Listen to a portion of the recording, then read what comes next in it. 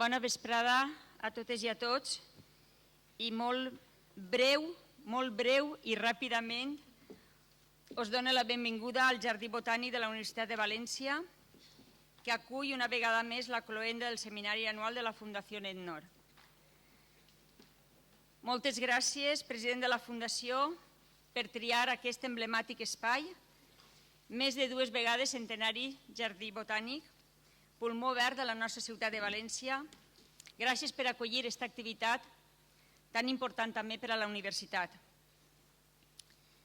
Es clou així un seminari que cada any encara els principals reptes de l'ètica en una societat en transformació, en una societat en continu canvi.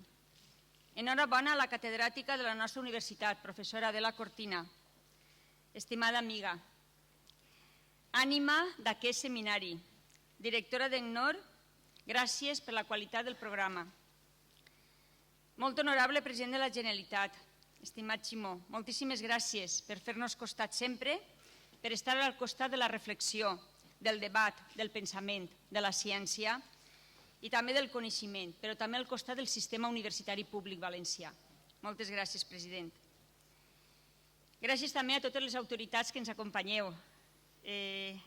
És un plaer tindre així al govern valencià, al govern del Botànic, així a la nostra universitat. Acabe ja aquestes breus paraules recordant que avui celebrem els 45 anys de les primeres eleccions generals a Espanya des de la mort del dictador Franco. Cada dia hem de defensar la democràcia i els seus valors, especialment en temps d'incerteses com l'actual. Encara un temps amb les conseqüències de la pandèmia per Covid-19, quan estaven superant els efectes de la greu crisi econòmica, financera i fiscal que durà una dècada i els efectes de la qual encara estem patint. Temps en què Rússia ha iniciat una guerra al cor d'Europa.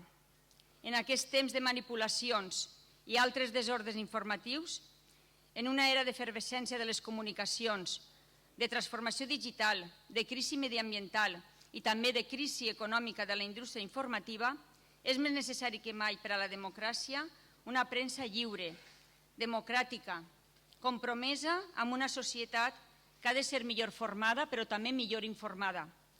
Una premsa ètica per a una societat que aspirem que siga més justa, diversa, igualitària i també més inclusiva. Per això vull acabar felicitant ENNOR per l'elecció del conferenciant de cloenda d'aquest seminari, Iñaki Gabilondo, una de les veus més serenes i certeres dels mitjans de comunicació. Iñaki Gabilondo és doctor honoris causa per la Universitat de València, a qui tindrem el plaer d'escoltar, com sempre, i de dependre, com sempre, amb ell. Moltes gràcies i benvingudes a la Universitat de València, al Jardí Botànic. Moltes gràcies. Buenas tardes, president, rectora, Iñaki, amigas y amigos. Buenas tardes a todos y a todas. Vamos a escuchar en primer lugar al presidente de la Generalitat y ya os adelanto también que en un momento determinado, cuando acabe la conferencia de Iñaki, por otro compromiso que tiene en su agenda, nos dejará. Yo desde aquí quiero agradecer el esfuerzo de esa cita anual a la que siempre eres presidente fiel y nos acompañas todos los años aquí en el Botànic. Te lo agradecemos desde ENNOR de corazón porque significa, como por otro lado yo creo que es bastante evidente, que lo que nosotros tratamos es un tema que a ti te interesa y te importa mucho. Presidente, tienes la palabra. Gracias.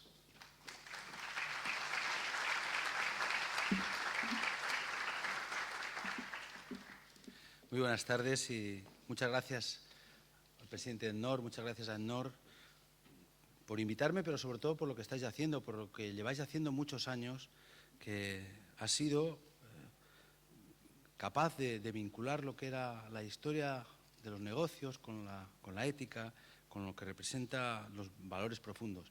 Y elegisteis a la mejor, a la persona que podía realmente identificar todo este espacio, este tiempo, que es Adela Cortina.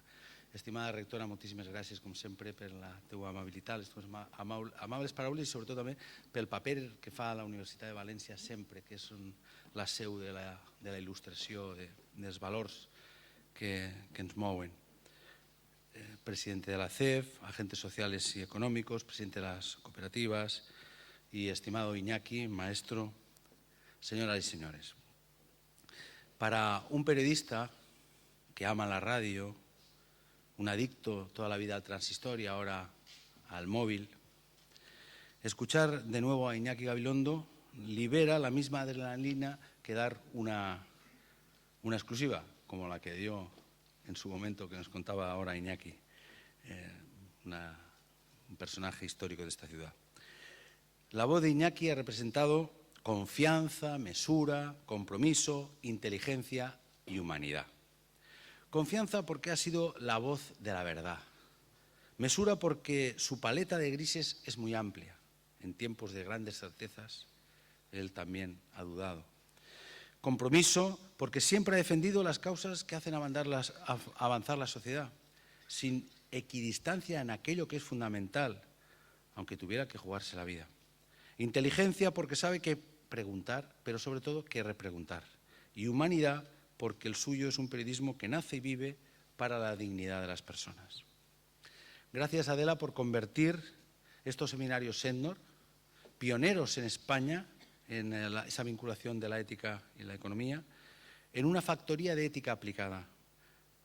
Gracias a todo este trabajo que habéis hecho desde Endor, en estos momentos la responsabilidad social en nuestras empresas tiene una dimensión extraordinaria. La tuya, Adela, es una aportación de elaboración serena, persistente y tenaz a la convivencia, ese sagrado valor de la convivencia. Hoy Iñaki viene a hablar de una triangulación inquietante para la democracia: periodismo, bulos y desinformación. Esos tres ejes conectan con un concepto en crisis: la verdad, la crisis de los hechos. Dice la máxima anglosajona, eso nos enseñaban en la facultad, que las opiniones son libres, los hechos sagrados. Ahora ese modelo se está desmoronando. Las nuevas formulaciones del pseudoperiodismo contribuyen cada día a erosionar la verdad y con ello se desvanece la confianza en un relato común. Se presenta una realidad alternativa, como si pudiera haberla. Las fake news, además, no solo alcanzan el presente, también está en auge la historia fake, la tergiversación del pasado para manipular el presente y dominar el futuro. Y esa deformación tiene consecuencias. De entrada yo señalo dos. La primera es que empezamos a desconocer la realidad, como cuando en la Edad Media no se sabía lo que ocurría en tierras lejanas. Y eso es muy grave, porque nos convierte, como diría Saramago, en ciegos que viendo no ven. La segunda implicación es la pérdida de valor de muchas opiniones. Y eso lo condensa un ejemplo de un libro que estos días estoy leyendo y que les aconsejo, El temps esquerp, de Raimon Obiols. Y en ese libro, Obiols desnuda el trampismo y relata un caso concreto de una estrategia basada en la difusión viral de rumores. Después, es una cuestión que algunos de ustedes seguro que conocerán, pero que es interesante para entender la cuestión. Después de machacar con la mentira de que Obama era africano de nacimiento, que había nacido en Kenia, un día de 2016, ya había pasado un tiempo, Trump puso un tuit que decía: ha nacido en América, punto. Es decir, reconoció la verdad, pero ya había logrado lo que quería: instalar la duda, sembrar la confusión, en definitiva, tumbar la verdad. Consecuencia, hoy, aún, más de la mitad de los seguidores de Trump sigue creyendo que Obama nació en África. Por eso podemos afirmar que la libertad de expresión degenera en farsa cuando se despega de los hechos. Porque ¿qué opinión pública se puede conformar con bulos? ¿Y a dónde nos aboca? La posverdad conduce a la posdemocracia. La pregunta que nos puede ayudar a escapar del laberinto es ¿cómo hemos llegado hasta aquí? Y detrás de todo ello, en mi opinión, hay dos fantasmas que recorren el mundo: el populismo y la banalización de la comunicación. La gran recesión que sufrimos hace una década coincidió con el surgimiento de una nueva comunicación basada en las redes sociales. Ahora vemos algunos efectos primarios de esa conjunción de la crisis tanto económica como también mediática. Efectos primarios como el empobrecimiento alentado por políticas erróneas de recortes, las desigualdades crecientes y la consolidación de las redes sociales como burbujas que aíslan a grandes segmentos de la sociedad en mundos paralelos y en ocasiones irreales. El crack ha tenido a su vez tres efectos secundarios. Uno, menos confianza en las instituciones, también menos confianza en los medios. Dos, un boom global del populismo. Y tres, polarización y radicalización de los mensajes. Ese es el origen de la desinformación actual, de la crisis de la verdad. Y esa es la razón que hace más necesario que nunca el periodismo. Cuando existe esta abundancia de información, la jerarquización, el papel del periodista es fundamental. Recordemos el teorema de Thomas que dice que lo que se percibe como real tiene consecuencias reales. Y así ocurre. 2 de cada 3 ciudadanos españoles creen que la situación económica del país es mala o muy mala. En cambio, exactamente el mismo porcentaje, 2 de cada 3, califica su situación personal de buena o muy buena. Va bien o muy bien y, sin embargo, parece que todo va mal o muy mal. Abro paréntesis. Hay una anécdota que no me resisto a contar sobre aquello que se percibe como real y aquello que es real. El 23F fue un día en el que para muchos que aún no conocían a Iñaki Gabilondo le conocieron. Y fue un día fundamental para Iñaki como profesional, Iñaki Gabilondo, pero por supuesto fundamental para todos nosotros. Una jornada clave para este país que hoy, como bien decía la rectora, celebra casi sin grandes alaracas, pero celebramos 45 años de las primeras elecciones democráticas. Bien, aquella jornada tan de infausto recuerdo, en aquella tarde, en la Filmoteca aquí de Valencia, se proyectaba un documental sobre el golpe de los coroneles de Grecia. Cuando los asistentes salieron de la sala y vieron los tanques que Milans del Bosch había desplegado por Valencia, pensaron que se estaba rodando una película. Por tanto, cierro paréntesis, no juguemos con las apariencias y con las mentiras y tampoco entremos en ese marco emocional de los populismos, porque al final sería la tumba de la democracia, que es lo mejor que le ha pasado a la humanidad. Dice Iñaki, dime cómo es la sociedad, dame 5 minutos y te diré cómo ha de ser la radio. Algo así vale para definir un proyecto político.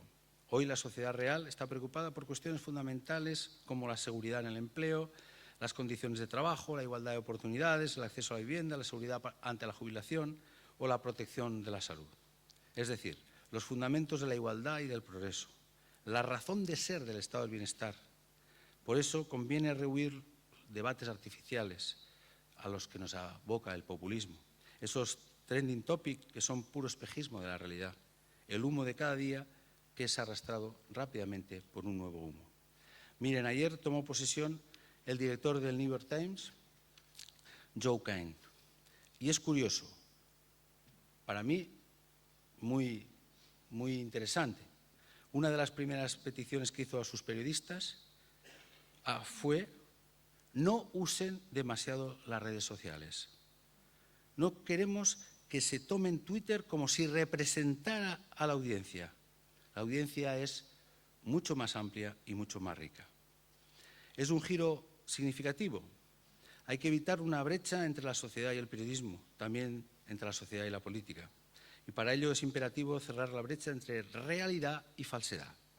Esa ha sido y será la misión del periodismo, del buen periodismo, de ese periodismo, de esa sociedad del respeto que representa Iñaki Gabilondo.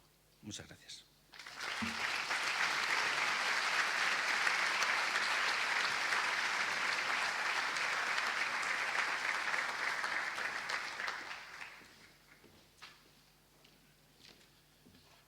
Muchas gracias por tus palabras, presidente. Y ahora pido a Adela Cortina y a Iñaki Gabilondo que suban para que Adela presente. Mucha falta no hace, pero es el protocolo habitual que Adela presente a nuestro conferenciante. Muchas gracias. Bueno, ante todo, muchísimas gracias a todos los presentes por estar aquí esta tarde. Tengo que decir al presentar a Iñaki Gabilondo que en cuanto su nombre apareció en la propaganda de Ednor, bueno, se llenó toda la sala, todo el mundo dijo que quería estar hoy a escuchar a Iñaki Gabilondo, y para mí eso ya empieza a ser un éxito y muestra que efectivamente nuestro ponente es un ponente de excepción. Llena salas, pero llena salas por su categoría y por su categoría profesional. Ojalá tuviéramos profesionales de este rango en todos los ámbitos de nuestra vida. Muchas gracias, rectora, porque estamos en un local de la Universidad de Valencia. Muchas gracias, rectora, por tu presencia, por tus palabras. Muchas gracias, presidente, igualmente por la presencia y por las palabras. Para la Fundación Ednor es un verdadero orgullo que podáis estar con todos nosotros y todas estas gentes que están aquí esta tarde y que venimos muchos años ya, como 31 años, viniendo unas veces y otras no, pero llevamos 31 años preocupados porque en nuestra sociedad haya un poco más de ética. Cuando planteamos el seminario de este año, que si recuerdan los presentes lleva por título Inteligencia Artificial, oportunidad o amenaza para la democracia, la respuesta que nos dábamos es todo depende de en qué sentido se utilice la inteligencia artificial en cada uno de los ámbitos. La respuesta no es o sí o no, sino depende de para qué se emplee y cómo. Y hay una dimensión que era especialmente importante para nosotros y es justamente la de cómo construir una democracia cuando recordemos que la democracia consiste de alguna manera en que los destinatarios de las leyes tienen que ser de alguna manera sus autores. Si queremos dar una caracterización muy breve, siguiendo a Rousseau y siguiendo a Habermas, los destinatarios de las leyes tienen que ser de alguna manera sus autores. Pero ¿cómo van a ser los autores si no tienen conocimiento de la realidad, si no tienen información acerca de la realidad? No hay posibilidad alguna de democracia. Y por eso nos decíamos que la gran pregunta era, para clausurar este seminario, cómo articular una democracia en tiempos de desinformación, en tiempos de bulos que no solamente son las famosas fake news, sino todavía más los deepfakes, es decir, esas mentiras profundas que construyen no solamente el texto, sino que construyen también las imágenes, las personas, de tal manera que no sabemos dónde está cada quien. ¿Cómo es posible una democracia en este sentido? Nos decíamos que era imposible cuando en este momento, como de alguna manera se ha dejado entender, se está reclamando, y yo creo que con mucha razón, un derecho humano a no ser engañados, que se convierta el derecho humano de no ser engañados o el derecho a la verdad, que los juristas que están en la sala, que hay bastantes, pues que lo piensen, cómo hacemos para que haya un nuevo derecho humano que sea el derecho a la verdad, el derecho a no ser engañados. Porque mientras somos engañados y no tenemos, por lo visto, derecho a la verdad, tenemos dificultades de elegir con una perspectiva democrática. Salidas para esto tiene que haberlas y siempre pensábamos que un periodismo responsable, un periodismo auténtico es una de las posibles salidas que tendríamos, y al pensar en periodismo responsable y auténtico inmediatamente ¿a quién se lo podemos decir y si tenemos suerte que venga? Y entonces pensamos Iñaki Gabilondo, porque es el referente número 1. Iñaki Gabilondo nació en San Sebastián, como saben los presentes, no nació en Bilbao, sino en San Sebastián.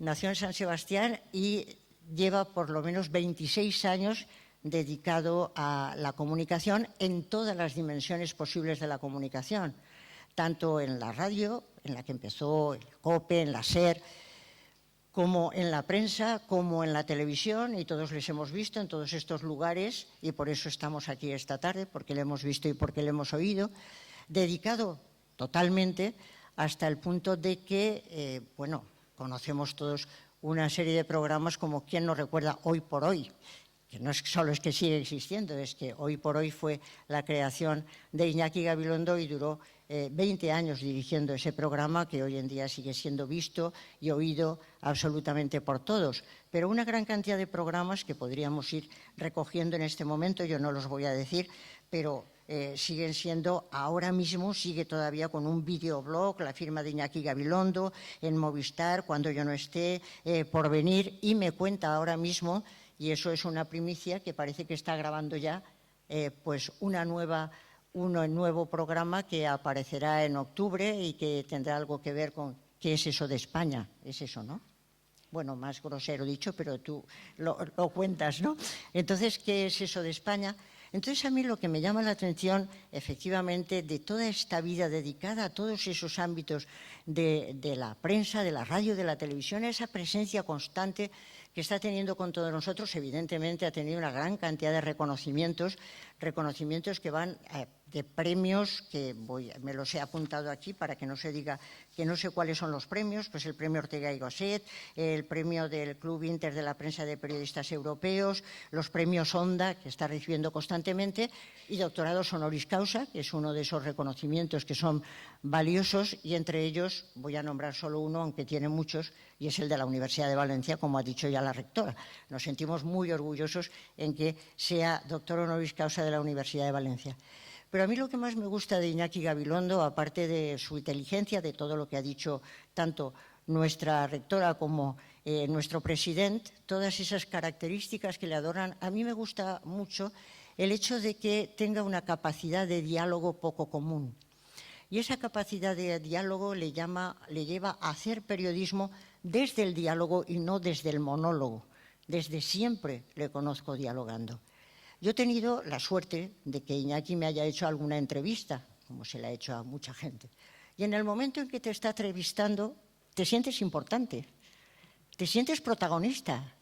Eso no lo consiguen todos los entrevistadores, algunos de los cuales piensas, ¿y este señor para qué me ha llamado? Si él tiene todo lo que tiene que decir y ya nos lo está contando. Justamente Iñaki es lo contrario. Te da esa sensación de protagonismo, de que has hecho algo importante, que él se lo ha trabajado y se lo ha estudiado y te lo está preguntando porque quiere que otros lo sepan, porque le parece importante eso que tú estabas haciendo. Con lo cual, en ese momento, empiezas a revalorizarte y decir, pues caramba, estaba bien esto de la ética de la empresa, pues caramba, estaba bien esto de la ética de las profesiones, pues caramba, se pone en el lugar del otro, y a mí me ha entrevistado en alguna ocasión, pero ha entrevistado a una cantidad de personalidades que todos tienen en mente y ha entrado en sus trabajos y ha intentado exprimirlos para que los conozcamos todos los demás, porque le parece que eso es algo importante. Yo creo que eso es hacer comunicación dialógica, hablando con la otra persona. Pero claro, si el entrevistado es tonto, se cree que es que el entrevistador no da para más, sino para preguntar, todo lo contrario. En el momento en que él coge también su protagonismo, cuando tiene sus intervenciones, y lo vamos a ver a continuación, es verdaderamente extraordinario y brillante. Precisamente porque tiene una capacidad de diagnóstico maravillosa, tiene una capacidad de construcción de cara al futuro, siempre construcción, no con un lenguaje duro, no con un lenguaje seco, sino con un lenguaje esperanzado y constructivo, y por supuesto tiene capacidad de pronosticar un futuro mejor. Esa construcción dialógica de la realidad es la que a mí verdaderamente me entusiasma.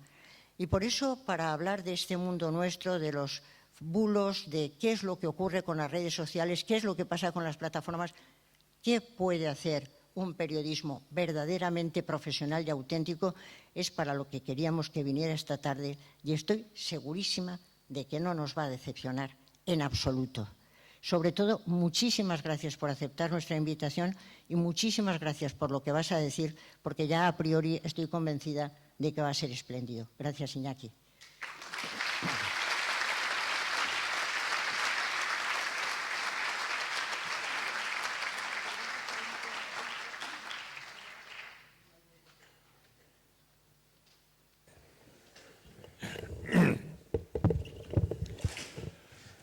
Buenas tardes a todos.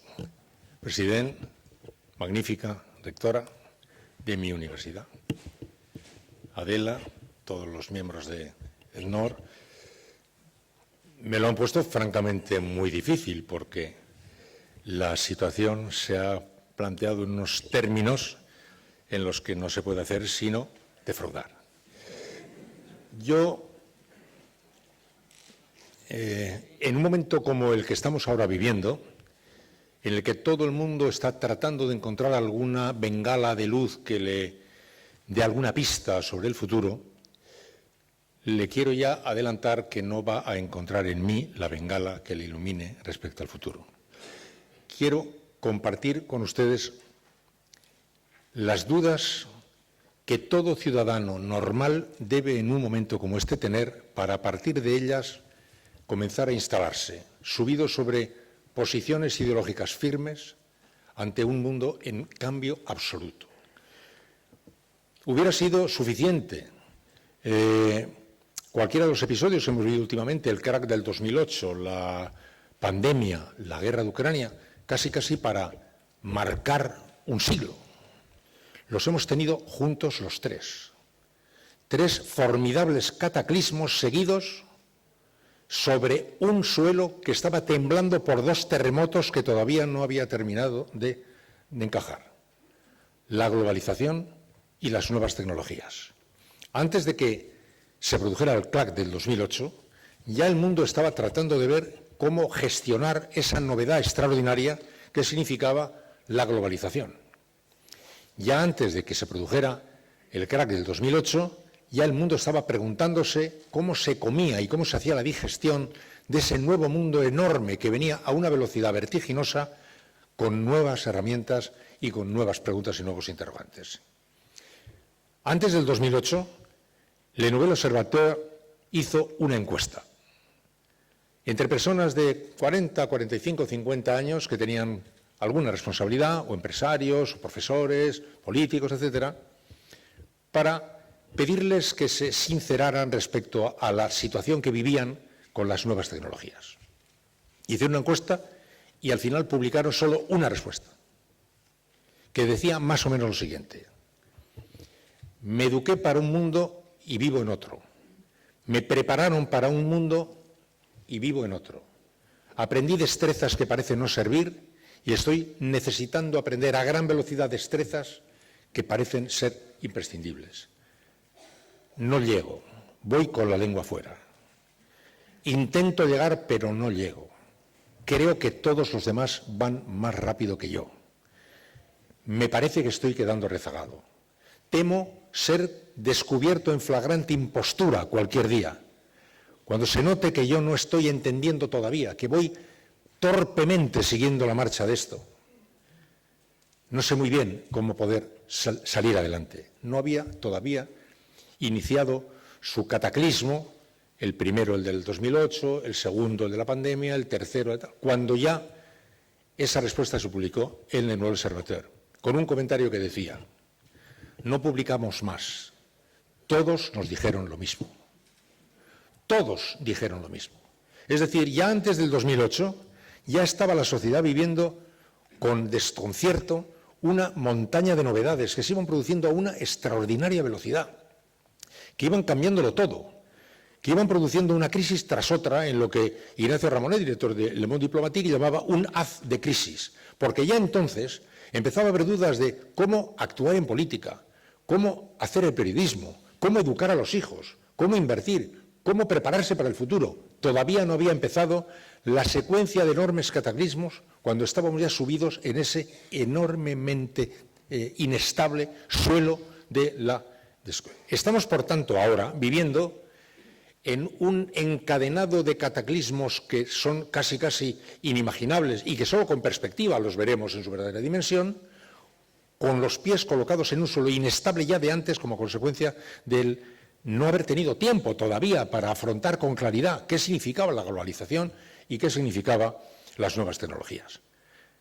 En esa situación estamos. Pretender que en esta situación podamos tener las ideas claras sería enorme petulancia. Vivir en el desconcierto es lo natural. Vivir incluso estos últimos días, casi diría yo, en un cierto temor, hay un cierto miedo, porque están encadenándose las malas noticias económicas, la sensación de que se nos está yendo de las manos esto, que se están rompiendo las costuras del mundo que habíamos conocido. La impresión general es de susto, de despiste y de desconcierto. Nadie puede pretender, en un momento como este, tener las respuestas, aunque sí es imprescindible que compartamos el desconcierto y que compartamos el desconcierto con una mentalidad aportadora y positiva. Y que para comenzar denunciemos a los pescadores en las aguas revueltas del desconcierto que están justamente ahora tratando de hacer su gran negocio político, su gran negocio económico, aprovechando el estupor, el desconcierto y la caída de las evidencias, la caída de las certezas, la caída de las grandes verdades. Casi todo está temblando, está todo temblando. ¿Qué va a ocurrir? Decimos, imagínense que en el centro de un terremoto, en pleno terremoto, alguien pregunta qué va a pasar. Dirá, pero ¿yo cómo voy a saber lo que va a pasar si todavía estoy en el centro de este enorme terremoto? Estamos en el centro de un enorme terremoto. Cuando pase el tiempo lo veremos con perspectiva. El ser humano es un ser que vive sin perspectiva. La particularidad de la vida del ser humano es la de que vive sin perspectiva. En la Cartuja de Parma de Stendhal, el protagonista estaba con una escopeta pegando un tiro en una guerra y decía, esto es una guerra, ya sé, y me van a matar o voy a matar yo, pero ¿esto qué es? ¿Una escaramuza? ¿Es una batalla importante? ¿Estamos ganando? ¿Estamos perdiendo? ¿Qué es esto? Estaba en Waterloo, él no sabía que estaba en Waterloo. Bueno, ningún chico le dijo a su madre, mamá, me voy a la guerra de los 30 años. No. Bueno, y la Segunda Guerra Mundial, pues... La Primera Guerra Mundial no se llamó la Primera Guerra Mundial, se llamó la Gran Guerra. Luego, cuando hubo la Segunda, se llamó la Primera. No vivimos con suficiente perspectiva como para entender con claridad el marco de la vida en la que vivimos. Y es natural que vivamos, por tanto, en un desconcierto.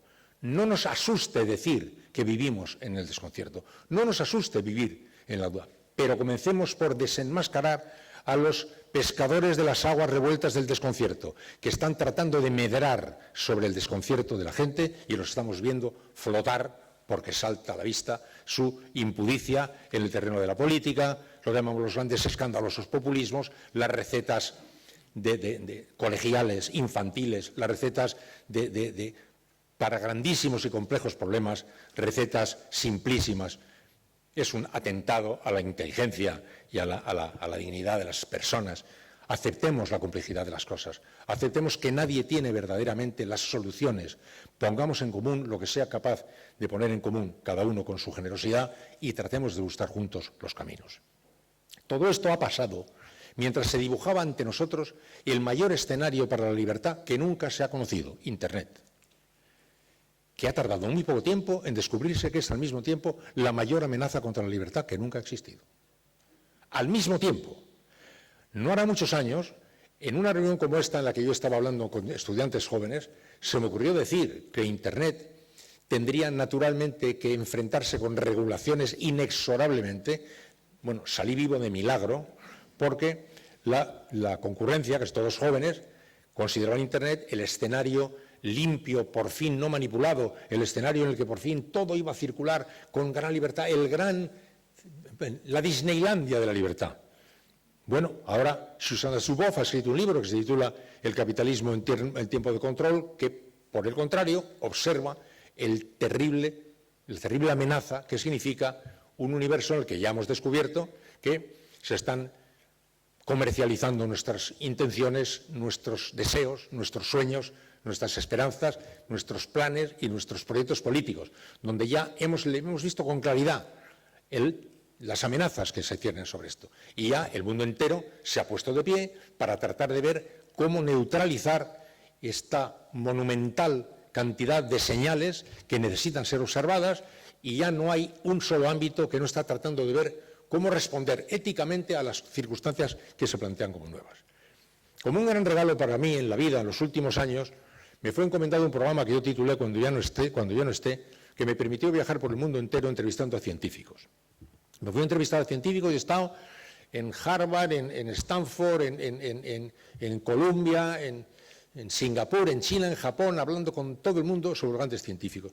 Y los grandes científicos me certificaban la evidencia de unos cambios que me parecieron asombrosos. Asombrosos, a una velocidad vertiginosa. Pero también es verdad que cuando les preguntaba, porque me salía automáticamente, y entonces qué va a pasar, que era lo que yo iba buscando, porque para eso se titulaba mi programa, qué va a ocurrir cuando ya no esté, a la pregunta de qué va a pasar, todos y cada uno de ellos me respondieron, ¿y a nosotros qué nos dices? Nosotros te vamos a decir lo que el ser humano se va a encontrar como posibilidad encima de la mesa. Lo que el ser humano haga con eso va a depender de lo que decida hacer. Y por tanto, esa nueva realidad sí que es seguro que pone por delante un desafío que va a obligarnos a releer nuestros principios jurídicos, releer nuestra mirada ética, releer nuestra mirada política, releer todo, porque vamos a estar desafiados permanentemente por novedades extraordinarias que no podíamos ni imaginar. Internet ya está ahí, como el gran escenario de la libertad, el gran escenario de la amenaza contra la libertad. Yo estuve en Londres entrevistando a Julian Assange, estaba encerrado en su embajada de Ecuador. Ahí se concentraba en él las dos cosas, el ámbito de la gran libertad, el hombre que había abierto los ámbitos de libertad, y el tiempo, el hombre que pues, constituía la amenaza y la víctima de todos los que podían en este momento perseguirle. Dibujo todo este marco para situar ahí el periodismo. Plantemos ahí ahora, en este jardín que acabamos de dibujar, aproximadamente el periodismo. No estoy, me parece. Sí. Como consecuencia de la llegada de Internet y de las nuevas tecnologías, el periodismo sufre una gran conmoción, como el resto de las cosas. Y es muy fácil de imaginar. Antes el periódico, pues, un gran camión con bobinas gigantescas de papel, trasladaba atravesando Europa a unas naves donde se construían en grandes máquinas unos productos que llamamos periódico, que 8 horas después le llegaban al destinatario para conseguir lo que ocurría, cuando ahora en un clic, tic, te enteras de lo que ocurre. Era obvio que aquella estructura industrial que sostenía el negocio iba a venirse abajo. Era inevitable que se viniera abajo o que se viera sometida a un desafío absoluto. Era natural que se produjera ese desafío y naturalmente ese desafío se ha producido. Todo el mundo de la comunicación entró en pánico financiero. Podemos decir que todo el mundo de la comunicación, todo el periodismo, todas las redes de la tierra entraron en pánico financiero. Como resulta del pánico financiero, empezaron a actuar, a mi juicio, de una manera un poco colegial, temiendo ser los viejos, los old media, a los que ya prácticamente había que leerles, cantarles el Requiescat din pace, porque estaban los nuevos medios que estaban allí, y en un ejercicio de mimetismo, algo infantil, como avergonzados de su veteranía, empezaron todos a disfrazarse de jovencitos jugando a buscar soluciones en la juguetería tecnológica. La juguetería tecnológica. Cuando la juguetería tecnológica pues cambia cada 5 minutos y la juguetería de hoy dentro de 5 minutos está obsoleta para ser sustituida por la juguetería de mañana. Buscando soluciones a través de disfrazarse de jovencito, como las personas mayores que quieren aparentar que tienen 25 años. Y tratando de, pues bueno, hacer caso, sentirse acomplejadas ante sus cosas, porque las redes sociales son la frescura, la lozanía, lo que trae el nuevo tiempo, lo que viene en la ola del futuro. Los medios de comunicación se dejaron también muy fácilmente invadir por todos los elementos que ahora los han envenenado. Porque las fake news son, por un lado, las mentiras de toda la vida, en toda su gama, la verdad a medias, el globo sonda, el bulo, las viejas mentiras, solo que, en el mundo actual, difundidos por todo el globo a la velocidad de un clic. ¡Clac! La mentira de toda la vida. Son las fake news. Pero además, como naturalmente no tardaron en descubrir esa nueva realidad, las fake news son además una industria. Y hay una industria de las fake news. Ya no es solamente el indeseable efecto de la vieja mentira, el viejo globo sonda y el vieja verdad a medias que adquiere una gran dimensión y se propaga como nunca se había propagado y a la velocidad con la que nunca se propagaban estas viejas mentiras, sino que además se descubrieron las posibilidades de actuar como de una manera organizada. Y en este momento ya es casi indiscutible la existencia de maquinarias muy poderosas construyendo fake news al servicio de intereses muy variados. Se descubrió el Cambridge Analytica cuando ya la búsqueda del subfondo del pensamiento humano para arrastrar el voto hasta todas las demás maniobras que ya hemos descubierto que se está en este momento utilizando, más las sospechas que hay de participación de poderes muy gordos, alterando o no alterando resultados electorales en determinados países. Las fake news, por tanto, no son solamente esas barbaridades que oímos o esos disparates que vemos. No, las fake news son además una novedad, son el descubrimiento de la vulnerabilidad de la nueva sociedad a través de las redes sociales para ser utilizadas por máquinas enormemente poderosas. El desafío no es para los medios de comunicación solo, el desafío es para toda la sociedad y están, por tanto, en este momento enfrentándose a esta nueva realidad de las fake news desde las policías del mundo, las políticas del mundo, los grandes organismos internacionales del mundo, las grandes plataformas del mundo, los medios de comunicación del mundo, porque ese es un asunto que ha adquirido ya una envergadura que está muy por encima de lo en principio esperable y en el cual la manifestación, la espuma más envenenada y cutre y miserable es la que vemos en las mentiras de los días de labor que están haciendo tanto daño, que han convertido el territorio de la convivencia nacional en un basurero, que se han convertido en una especie de el gran botellón del gamberrismo desatado, que está pues, ensuciando todo, ensuciando la política, ensuciándolo todo. Pero detrás de eso hay, como digo, una más peligrosa aún influencia, que son las de las fake news. En este contexto, y dadas las cosas así, el periodismo ha tenido, para empezar, que responder a la pregunta de si seguía teniendo sentido o no. Porque se decía, vamos a ver, si ahora un chico desde Holanda te manda un tuit, ¿para qué necesitamos un periodista? Si ahora cualquier persona te manda un apunte desde la otra esquina de la Tierra, ¿para qué necesitamos un periodista? Se tardó muy poco tiempo en descubrir que eso, que parecía en principio constituir la muerte definitiva del periodismo, no era para nada la muerte definitiva del periodismo. Una frase hizo fortuna. Yo sinceramente creí que la había inventado yo, pero pasado un poco de tiempo lo he oído tanto que ahora mismo dudo, con sinceridad, no estoy seguro de que la haya inventado yo. A lo mejor se lo oía a otro, pero ha hecho fortuna y en la que creo firmemente. En tiempo de inundación, lo primero que escasea es el agua potable, porque este es un hecho. Yo lo he comprobado. Cuando nos pedían a nosotros ayuda de algún país que estaba padeciendo una enorme inundación, lo primero que nos pedían era ayuda para agua potable. No podía entender, parecía una paradoja. En tiempo de inundación de señales informativas como el que vivimos, en el que cualquiera de nosotros hoy recibe 1 millón de señales procedentes de cualquier lugar de la Tierra, lo verdaderamente decisivo es localizar los puntos de agua potable. Eso es lo único verdaderamente importante, porque desengañémonos, no vamos a evitar que nos inunde agua envenenada. No vamos a poderlo evitar.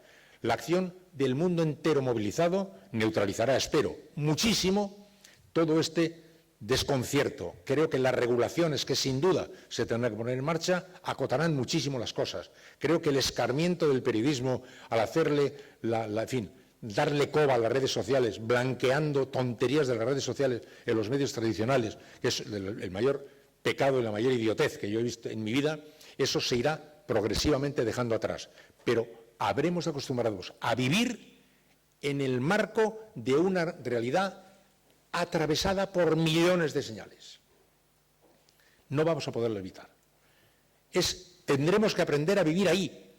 Aprender a vivir ahí es un desafío importante que obliga a los medios de comunicación y a la sociedad a establecer nuevos pactos de relación. Así como la sociedad necesita un nuevo pacto social, porque esto ha cambiado y hay que construir otro nuevo pacto social, tenemos que construir otro nuevo pacto, porque el tiempo que viene nos va a obligar a vivir en el marco de todas estas señales, sabiendo ya que, desde luego, el periodismo va a ser necesario, porque es el buen periodismo el que va a poder proporcionarnos las señales de referencia de los yacimientos y pozos de agua potable.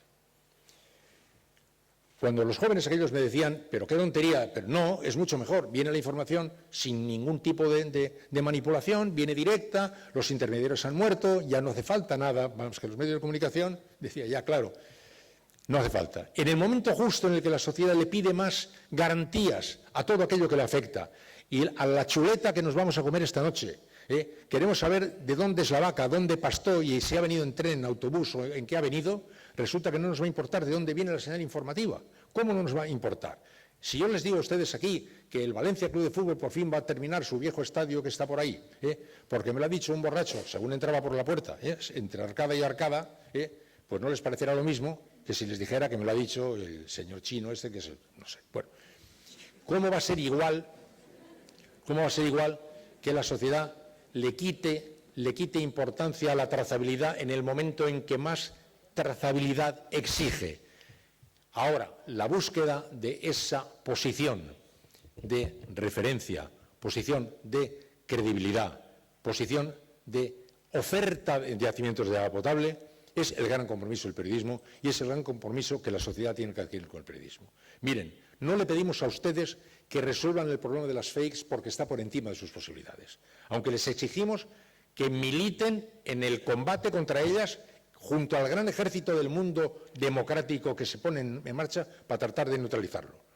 Lo que le pedimos a usted es que en el desconcierto en el que vivimos, usted marque posiciones de balizas de agua potable. Le pedimos a usted calidad en el periodismo que haga potable. Le pedimos a usted la exigencia más escrupulosa que en la vida se haya exigido al periodismo de todo el cumplimiento de todos los protocolos de comprobación, certificación y prueba de todo lo que usted nos vaya a contar y a decir. La limpieza en el juego de lo que nos decía el presidente. Los hechos son sagrados, las opiniones son libres. Veremos el partido de fútbol, yo desde detrás de esta portería y usted desde detrás de aquella portería. Y saldremos los dos habiendo visto un partido en cierto sentido diferente. Pero los dos tendremos que saber que acabó 2-1 y con el 2-1 no podemos jugar. Ese juego limpio que le permita a los oyentes, lectores y espectadores saber la diferencia entre lo que ha ocurrido, lo que creo que ha ocurrido y lo que me gustaría que hubiera ocurrido, es imprescindible que se juegue de una forma escrupulosísima para ir marcando yacimientos de agua potable. Los yacimientos de agua potable en el periodismo, yo le digo a mis colegas jóvenes, estuve el otro día con un montón de ellos, y les dije, mirad, el primer movimiento para acercarse al entendimiento de lo que yo llamo periodismo, el periodismo necesario, es el periodismo que vuelva a los orígenes de su razón de ser. ¿Para qué pintamos nosotros aquí? ¿Qué pintamos nosotros aquí? ¿En qué consiste nuestro trabajo? Pues muy sencillo. Mire, usted mismo, un día se descubrió que usted, en lugar de ser una persona en la sombra de la multitud, era un ser individual con derechos. La Declaración de Derechos Humanos dijo, además de ser miembro de esta sombra general, usted es un ser con derechos. Y desde el momento que usted es un ser con derechos, todo lo que le vaya a afectar a usted va a tener de alguna manera que ser consultado con usted. Va a tener usted algo que decir en lo que le afecte a usted. Y como usted va a tener algo que decir en lo que le afecte a usted, la política inventará los sistemas de organización para la representación adecuada y el periodismo tendrá que inventar los sistemas de aproximación. Pero nunca tendrá que olvidar que usted es la razón de ser de nuestro trabajo. Y lo que usted tiene que saber es lo que le ayude a entender mejor el mundo en el que vive para poder estar a la altura de su condición de ciudadano o ciudadana liberada ya como ser individual de su participación en el miembro. Nadie es solo un individuo. Todos somos un individuo y miembros de un gran colectivo, pero al tiempo somos un individuo cuyos derechos son exigibles. Queridos amigos periodistas, la razón de ser de nuestro oficio es ayudarle a la gente a disponer del mayor número de elementos de juicios posible para poder cumplir con su papel al que tiene derecho de ciudadano responsable en las cosas que le afectan. Si somos una empresa pública, como si somos una empresa privada. Si trabajamos en un periódico del Opus Dei, como si trabajamos en un periódico del Partido Comunista. Si trabajamos sustantivamente, antes del adjetivo que le conozca a nuestro medio, sustantivamente tenemos un compromiso absoluto con cada ciudadano. Un compromiso de verdad, de decencia y de legalidad. De decencia, en el sentido de te contaré lo que sé diciéndote esto es así, esto no sé si es así, pero creo que sí, o esto me gustaría que fuera así, con enorme claridad. Y estaremos jugando limpio en la medida en que seamos capaces de recordar que el periodismo tiene un papel que jugar para cada uno de los ciudadanos. Y que los ciudadanos tienen que saber que del periodismo tienen que exigir eso, Los periodistas, en un juego, a mi juicio, suicida, olvidando muchas veces su condición sustancial, se han agarrado a su condición accidental y han entrado en unas disputas de parte completamente desdichadas. El cirujano que va a operar se lava las manos. Si trabaja en un hospital grande, se lava las manos. Si trabaja en un hospital pequeño, se lava las manos. Si trabaja en un hospital público, se lava las manos. Si trabaja en un hospital privado, se lava las manos. El cirujano se lava las manos antes de operar. Hay un código de comportamiento que toda la sociedad sabe que el ciudadano cirujano va a cumplir. El pacto del cirujano con la sociedad está establecido sobre el principio de que sabemos que sea cual sea tu circunstancia, tú te vas a lavar las manos antes de operar. No le hemos dado a la sociedad nosotros garantías de que sea cual sea nuestra circunstancia, le vamos a garantizar a la sociedad que nos vamos a lavar las manos antes de dar la información, que vamos a asegurarnos con gran claridad de que lo que decimos es cierto, que vamos a confirmar las cosas que decimos, que vamos a entender nuestro papel dentro de la sociedad como hijos de la democracia y como padres de la democracia, porque lo decimos a la vez eso, es hijo de la democracia y al mismo tiempo es padre de la democracia. Nosotros, como miembros de esa sociedad, tenemos un compromiso que hemos de cumplir y la sociedad tiene que exigírnoslo y nosotros tenemos que saber que lo tenemos que exigir. Cuando en tiempos de pánico financiero, de angustia financiera, los medios de comunicación se han lanzado muchas veces a jugar al buscar likes, buscar me gustas, hasta los periódicos más importantes, buscando likes. Esta noticia, fíjese, ha tenido 7.000 likes, esta ha tenido 4.000 likes, qué bien, dando la impresión de que han entrado ya en una lectura levemente distorsionada de lo que está diciendo. O sea, porque el periodismo no se trata de que no tenga que contar lo que la gente quiere oír. El periodismo tiene que contar lo que la gente tiene derecho a saber. Tiene derecho a saber. Naturalmente está bien también que cuente las cosas que le gusten a la gente que está leyendo y viendo, pero el motor de un periódico no es conseguir el mayor número de likes porque hemos acertado en la búsqueda de las cositas que le gustan, sino sabiendo lo que tenemos que hacer. En las farmacias, un día, para optimizar sus resultados económicos, empezaron, además de vender fármacos, se habrán fijado ustedes muy bien, a vender productos de higiene, productos de belleza, productos de cosas, muchas cosas así. Legítimo. Para optimizar resultados, extendieron las posibilidades de su actividad y le llamaron parafarmacia. ¿No le llamaron farmacia? No. Dejaron muy claro que los productos medicinales eran una cosa y los productos que legítimamente también vendían para optimizar resultados al que tenían todo el derecho, se llamaban parafarmacia. Yo sería muy feliz si nosotros pudiéramos distinguir el periodismo del paraperiodismo y pudiéramos hacer una especie de pequeño catálogo de las cosas que están siendo ofrecidas como caramelos que nos han llevado a todos a la banalización, a la simplificación, a la infantilización de las cosas, porque hemos mezclado el paraperiodismo con el periodismo sin separar, sin que se vea con claridad que esto forma parte de la acción de la comunicación puramente periodística en la que te vamos a contar las cosas que tenemos que contar y esto forma parte de los elementos que alegran la vida y que le vamos a poner tecnicolor a tu alrededor, pero le vamos a llamar paraperiodismo, no le vamos a llamar periodismo. El periodismo tiene, a mi juicio, una importante responsabilidad. En este momento, porque tiene que afirmarse en la ética como nunca lo ha hecho. Estamos en una casa en la cual la ética es la gran bandera. Yo, Adela, en todas las conferencias que todos los periodistas de la Tierra hemos dado a lo largo de nuestra vida, siempre hemos terminado hablando de la ética como Arguiñano del perejil. Ya no va a ser suficiente. La ética ya no va a bastar como un aderezo final para complementar las cosas. Va a estar en la sustancia misma de nuestra actividad, porque si no seremos expulsados violentamente por la sociedad. Porque o nos acreditamos como yacimientos de agua potable, como no seamos identificados como un yacimiento de agua potable, un lugar del que uno se puede fiar, no vamos a poder en modo alguno sobrevivir. Es importante que se cuente también con la sociedad para el entendimiento de lo que se llama independencia.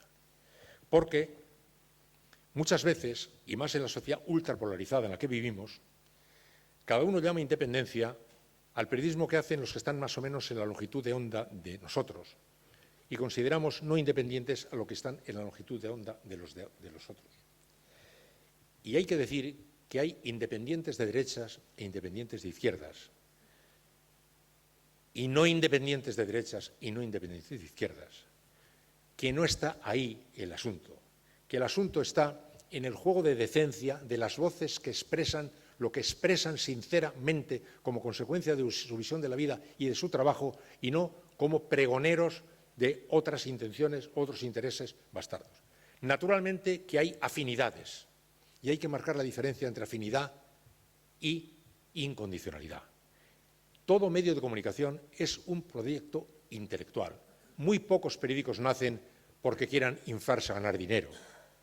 Quieren defender la monarquía, el ABC, o quieren defender la Iglesia, COPE, o quieren defender un pensamiento más europeo, como puede ser el país, o nacen con una idea. O Libération quiere defender el modelo comunista.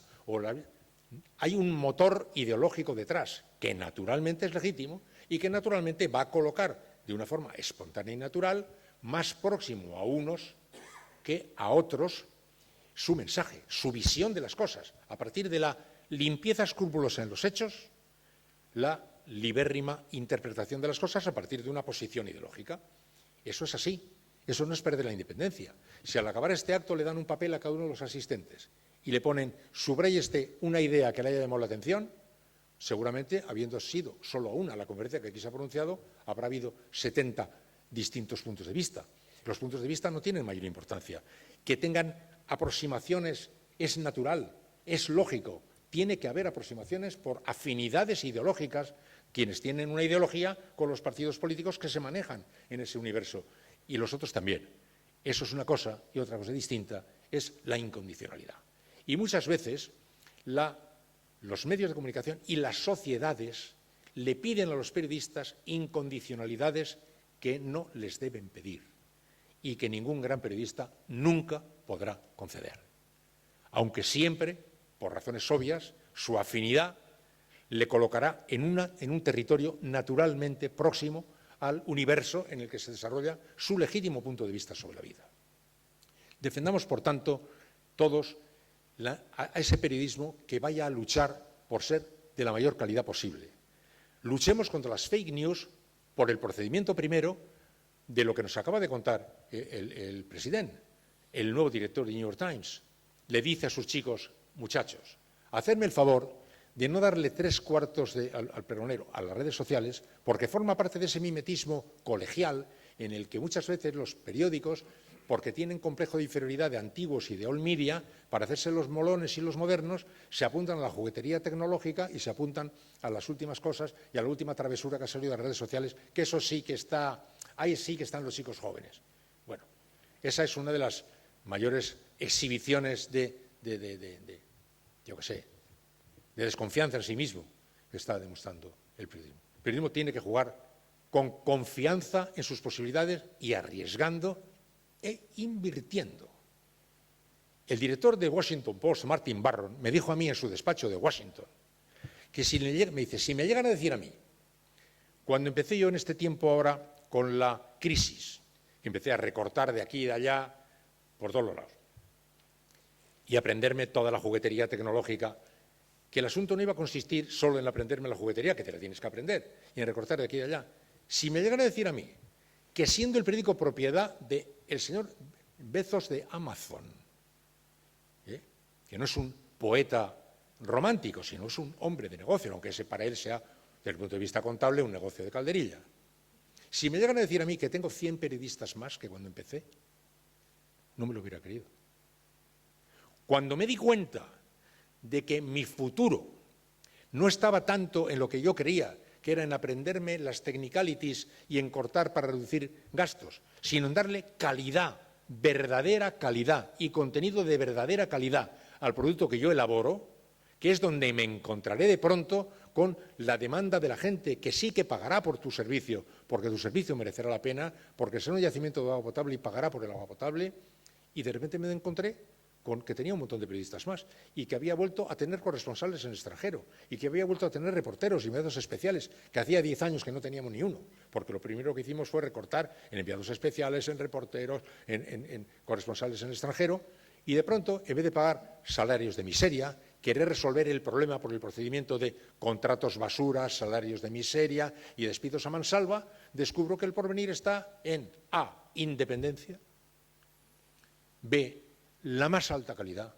posible, haciendo el esfuerzo preciso para poder ofrecer a la sociedad un producto de verdadera calidad. Seguirá flotando alrededor toda la basura circundante.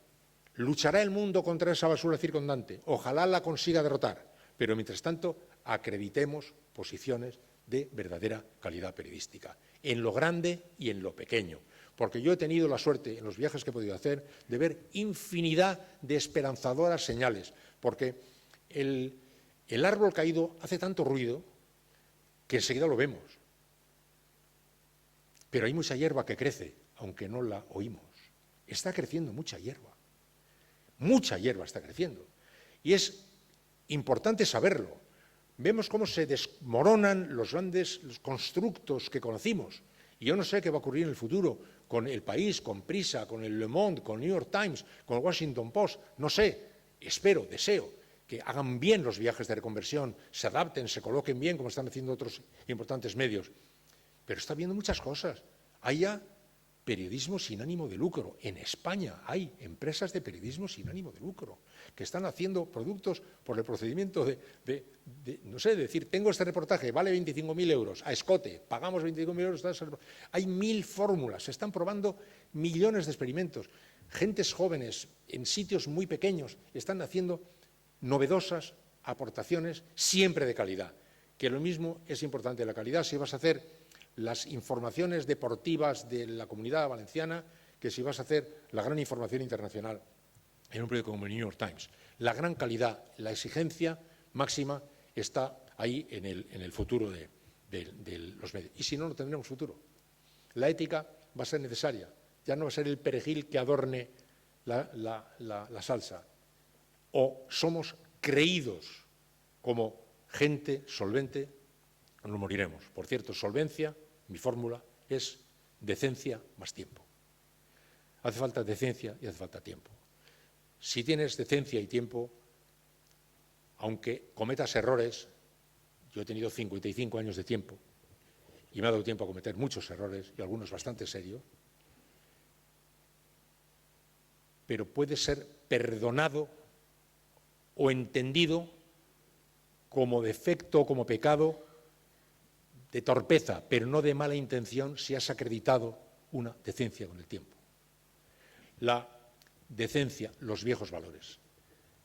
El otro día, estando dando una charla a unos chicos jóvenes, me dijeron, pero vamos a ver, estamos nosotros aquí metidos en las nuevas tecnologías. Digo, mira, las nuevas tecnologías son importantísimas, pero van a ser importantísimas siempre. Vas a tener que aprender dentro de 10 minutos otra nueva tecnología. No te obceques en el presente. Javier Tusell, hoy se lo recordaba a una persona que acabo de volver a ver aquí, se llama Vicente, que he conocido antes. Recordar, Javier Tusell me dijo un día, mira, no te vuelvas loco con el presente porque se pasa enseguida. Vivir en la coyuntura, hay que vivir en la coyuntura, pero no se puede vivir para la coyuntura. Hay que vivir con los pies en el suelo, pero con los ojos muy lejos. Las raíces muy en el suelo. Convicciones democráticas, convicciones serias. Nuestro papel importa a la sociedad. Jugamos un papel que la sociedad necesita. Convicciones profundas. Y que crezca el árbol y que se mire lejos. Y que se mire lejos para tratar de ver hacia dónde vamos, porque no sabemos hacia dónde vamos. No podemos saber hacia dónde vamos. Pero cuando no podemos saber hacia dónde vamos y cuando fallan los instrumentos de navegación, porque casi todos los instrumentos de navegación que teníamos están mostrando pues, flojedad de materiales que tenemos que hacer. En la política. La crisis nos ha pillado también con una fatiga de la democracia en el mundo y con una fatiga de la democracia en España y con desgastada la jefatura del Estado, desgastada los partidos políticos, desgastado el Parlamento, desgastados los medios de comunicación, desgastados los sindicatos, con fatigas generales de materiales. ¿Con qué nos podemos manejar. ¿Qué hacemos cuando nos fallan o no vemos claras las herramientas de navegación? ¿Qué hace el navegante cuando le fallan las herramientas de navegación? Se guía por las estrellas. Lo que nunca muere, lo estable, lo permanente, lo que siempre estará. Lo último que dijo Aristóteles, que era un chico muy listo, tenía que ver con la decencia. Pues a lo mejor ahora es un momento de ir trabajando en estas líneas, afirmando eso que llamamos los valores. Y mientras nos aclaramos, hacernos más firmes en nuestros valores, en las convicciones, en la decencia, en la solidaridad, en la voluntad de ser de alguna utilidad a los demás. Nos pillará bastante bien orientados cualquiera de los cambios que se vayan a producir. Y otra cosa, en ese viaje que tuve la oportunidad de hacer durante 3 años por el mundo entero, hablando con gente fascinante, que me cambió la pregunta que yo llevaba, yo he aprendido mucho de esa conclusión. Los científicos más eminentes que estaban contándome cosas portentosas me estaban haciendo al mismo tiempo una sorprendente declaración de demanda de humanismo, no de verdad. Porque yo había ido hasta ahora a hablar de humanismo a la gente que da de letras y del mundo de las humanidades. Pero de humanismo yo no lo he oído hablar a los científicos que te están explicando el último... Y de repente un día, en el MIT, no, un día en Virginia, con el inventor de Internet. El inventor de Internet es un señor de mi edad. Eran 2. Bueno, todavía vive. Ahora anda con sus estimaciones sobre Internet en el espacio y tal.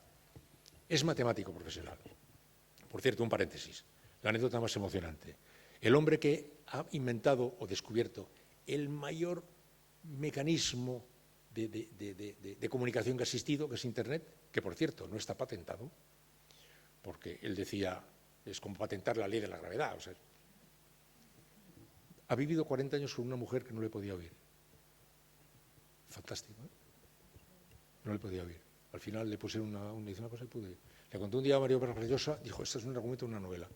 Bueno, pues ese señor, inventor de Internet, me hizo un discurso sobre la necesidad del humanismo, la necesidad de que el avance de la ciencia vaya conversado con un desarrollo paralelo del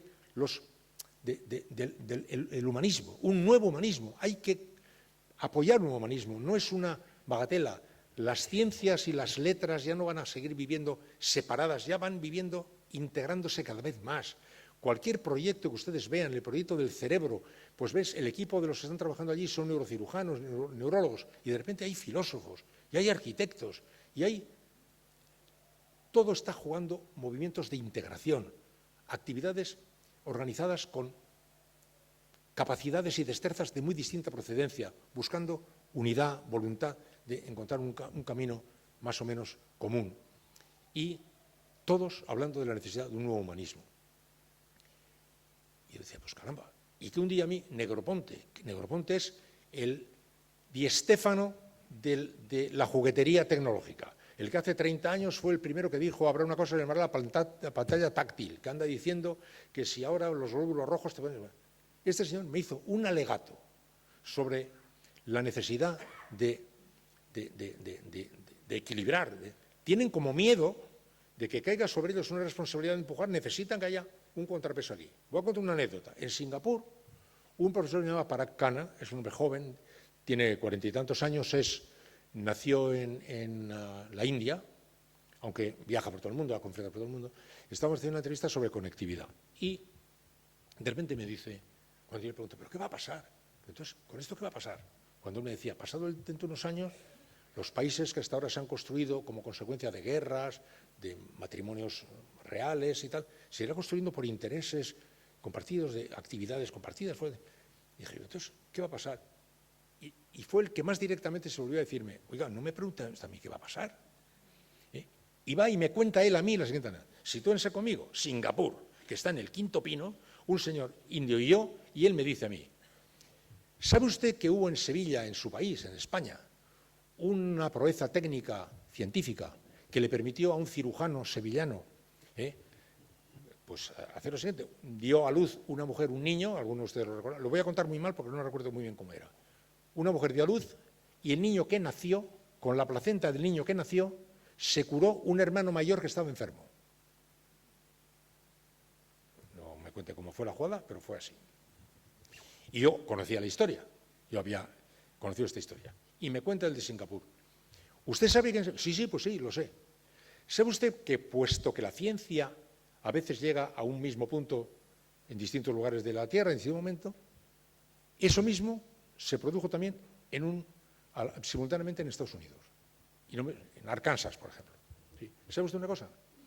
El beneficiario de esa proeza en su país, en España, sigue hablando el hindú en Singapur, fue una familia de un camionero de Cádiz. Él dijo, camionero de Cádiz.